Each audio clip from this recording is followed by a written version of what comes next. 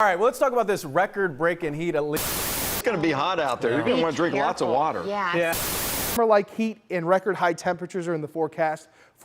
Temperatures at 100 degrees in Graham today, 102 in Mineral. Heat index between 105 and 110 degrees. Got it. But yeah, you got it. Bad. This is brutal. Is it just me, or is it not that bad once you get get out in it, in the heat?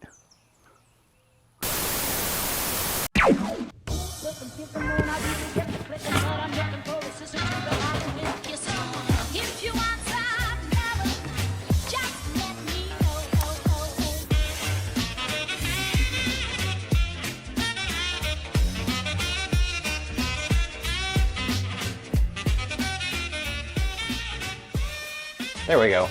Project I'm about to show you guys is something I've actually wanted to work on since I bought a 3D printer years ago. I thought it was going to be something that needed a lot of experience, so I was kind of saving it for the right moment. Right moment never came. It kind of got pushed to the back burner, but today is the day.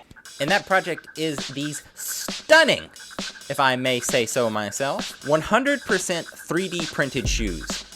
These shoes were printed in a gorgeous color I like to refer to as Brett Hour Blue with sleek black accents. The designer of these shoes said they were inspired by 80s movies such as Star Wars and Back to the Future, so whether you're running to the soda shop in 1955 or blazing the streets of today in your hoverboard, you're bound to hear someone yell, "Slow it down, future boy!" Now, I feel like the notion of a 3D printed shoe just automatically raises a lot of questions for people. The material most people are used to seeing being 3D printed is like PLA or ABS, something hard and rigid, and something where you couldn't really make a shoe out of. But these shoes do. They have a good bend and flex to them, like a shoe should. Shoe should, shoe should. Shoe should, shoe should, down by the seashore. That's because they're printed with a material called TPU, which stands for thermoplastic polyurethane. That is just kind of a blanket term. There's a wide range of plastics that fall within that term, from very flexible to very rigid plastic. What I'm using here for this particular pair is kind of like a middle ground. It's not super flexible, but it's not really rigid either. A cool little side note is the filament is actually used as the shoelaces. So the laces are made from the same thing as the shoe. Pretty cool. Now there's a lot of difference between like a PLA plastic and a TPU plastic. Like I've mentioned before, TPU is extremely flexible and incredibly strong. Now I think the difference between the two plastics is better shown with a little example.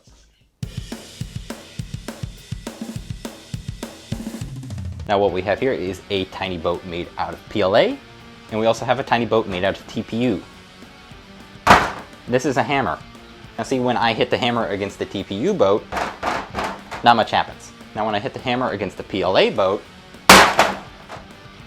that happens. Any questions? Now, as fun as smashing things with a hammer is, I think we've talked all the talk we can about these 3D printed shoes. It's time we walk the walk and put them to the ultimate test out in this scorching Texas heat. But this room isn't exactly the perfect environment for that, so that's much better. Now that I'm outside, I'm going to put the shoes to the ultimate test and push them to their laces.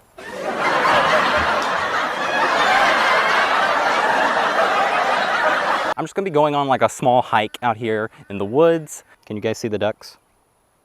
They will be joining the walk. There's also a cat over there. I will not be running for two reasons. For one reason, it's like 95 degrees. Second reason, the shoes, I got them on right now. The comfort level of the shoes, I'm going to give it a 10. They are like super comfortable. I do kind of identify with the ducks in the back. I kind of feel kind of like a little club-footed. I feel like if I ran, these shoes would just like fly right off. Ultimately, I'm pretty confident in the shoes. I think they'll do good. Let's go.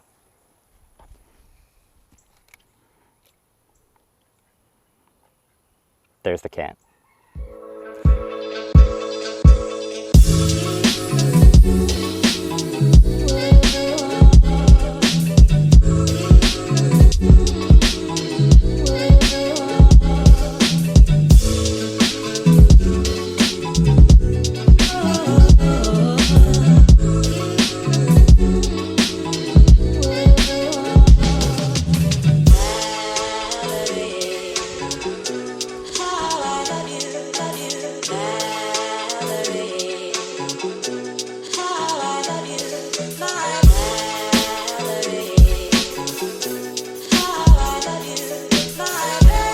And now, to talk about 3D printed footwear, now joins me an actual horse. Mr. Horse, what are your thoughts on 3D printed footwear? I see. That's a hot take, actually. Hey, don't touch the camera. And Mr. Horse, what do you think this will do to the shoe-making economy?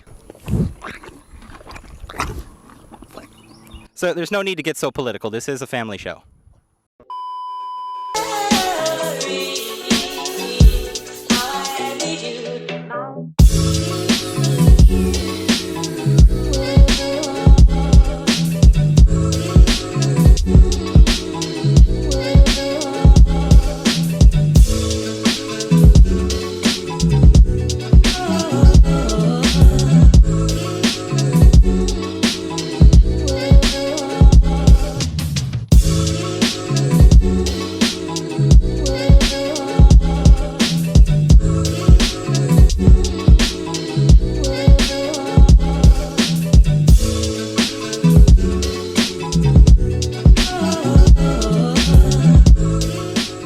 Well, that was a nice and sweaty walk, but still nice. The shoes overall, were they comfortable?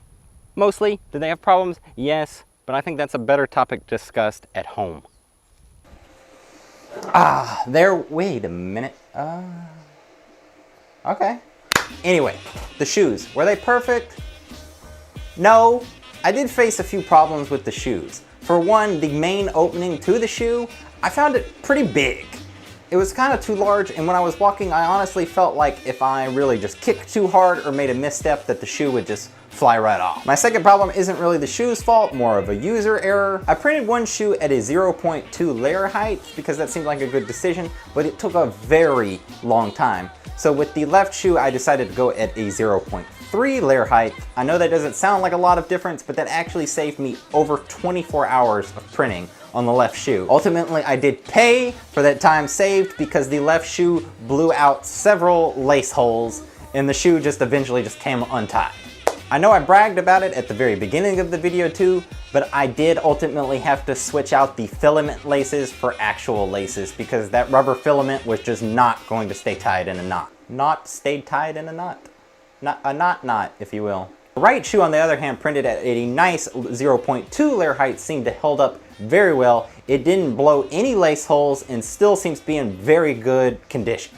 My final thoughts on these 3D printed shoes is that this was an incredibly fun project. Not only was it amazing to watch a 3D printer make something so big and so flexible, but I feel like the problems of these shoes aren't something that couldn't be fixed with a little bit more trial and error. And these are something really unique that you can use in your everyday life, a 3D printed pair of sneakers. I think these shoes are a very promising project. It's something I honestly might have another go at in another video. I could put more lace holes up here at the top so this top opening can just close more and be able to attach to your foot more.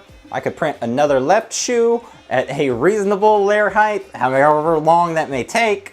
Because like I've said before, I like projects that are unique or weird or creative and really kind of challenge you in some type of way, and I think these shoes have hit all the marks. So they get a 10 in my book. But yeah, I think that about wraps it up. These were definitely a fulfilling project. I'm glad I got to do it. It's something I've been wanting to make for a long time, and I'm actually really happy with the outturn. So until next time, thanks for watching. See you later.